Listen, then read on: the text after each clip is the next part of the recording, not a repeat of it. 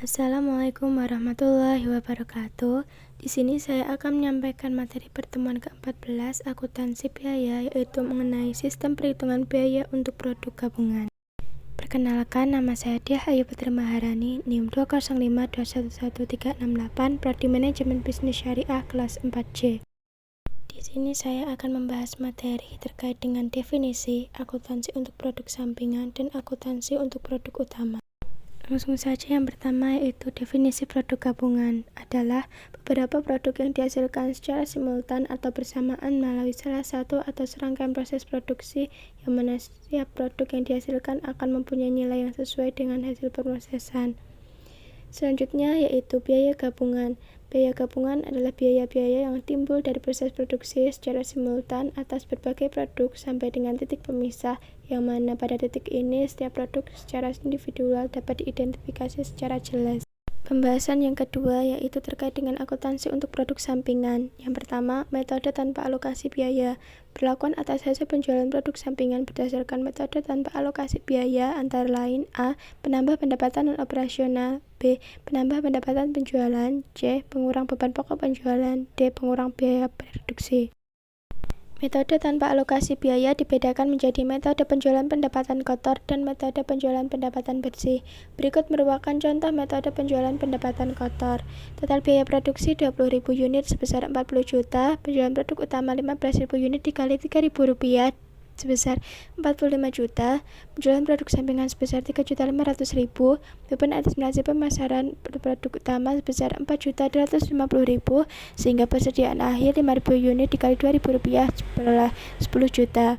Yang pertama yaitu penjualan produk sampingan sebagai penambah pendapatan operasional.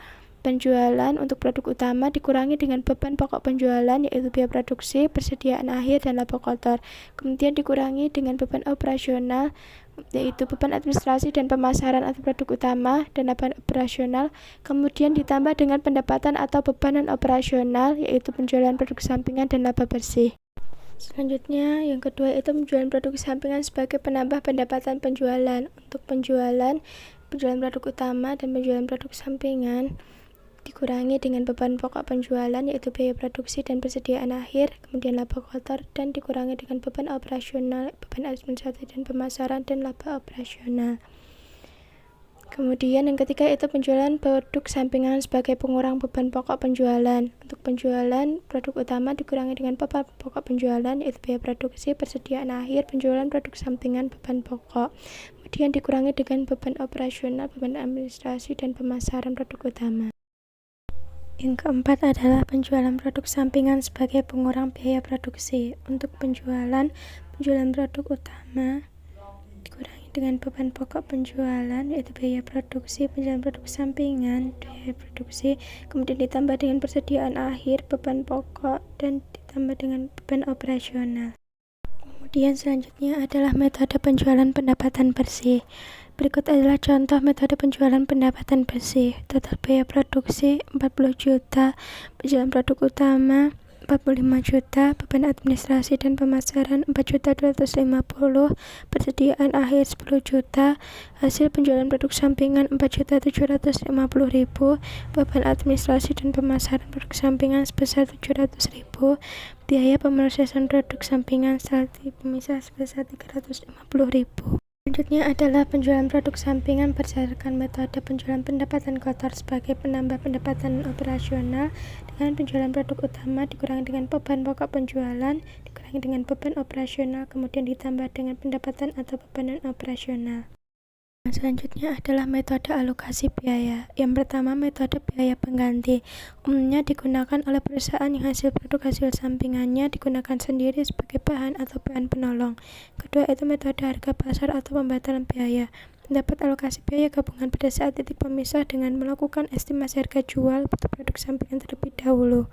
Berikut merupakan contohnya. Keterangan biaya bahan produk utama 4 juta, biaya tenaga kerja produk utama 6 juta, biaya overhead pabrik produk utama 2 juta, dengan total biaya gabungan 12 juta untuk produk utama. Kemudian alokasi biaya gabungan ke produk sampingan sebesar 300.000, estimasi harga jual 100 unit dikali 3.000, kemudian estimasi laba kotor 5%, sebesar 45.000, estimasi beban administrasi dan pemasaran sebesar 35.000, estimasi biaya produksi setelah titik pemisah sebesar 100.000. Kemudian dikurangi dengan 180.000 dengan alokasi biaya gabungan ke dalam produk sampingan sebesar 120.000 dan alokasi biaya gabungan ke dalam produk utama sebesar 11.880.000.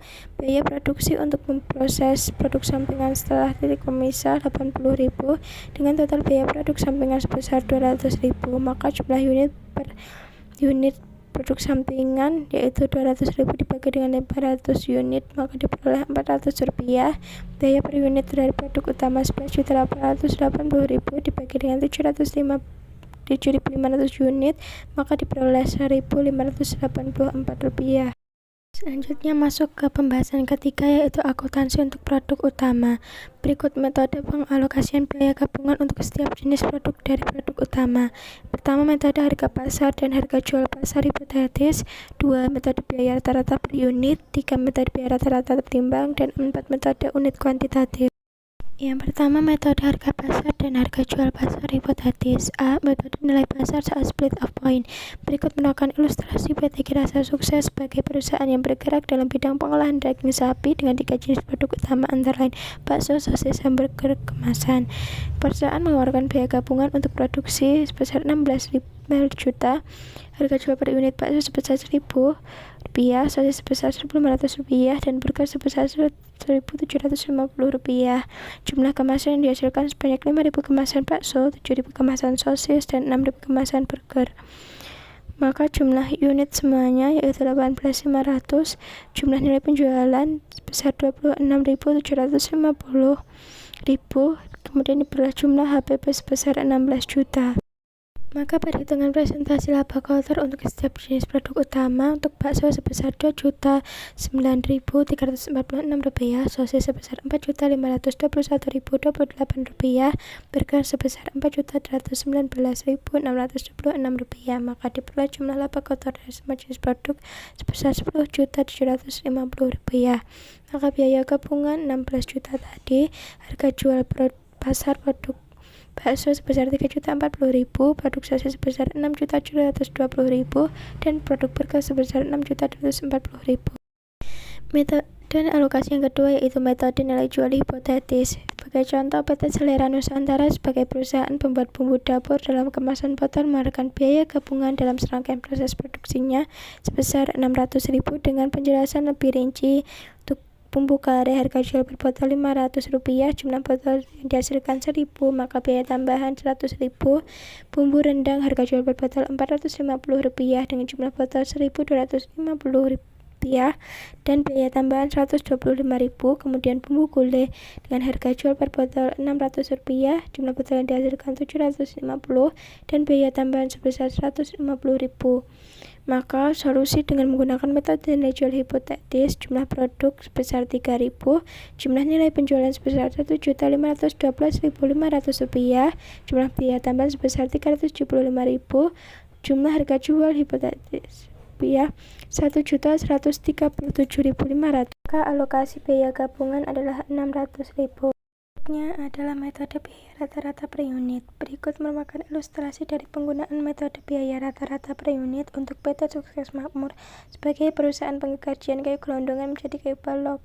Proses produksi menghasilkan 3 jenis balok yaitu kayu balok kategori 1, kayu balok kategori kedua, dan kayu balok kategori 3 yang mana masing-masing berjumlah 5.000 meter kubik, 7.000 meter kubik, dan 6.000 meter kubik. Dalam proses produksi tersebut, perusahaan mengeluarkan biaya gabungan sebesar 45 juta.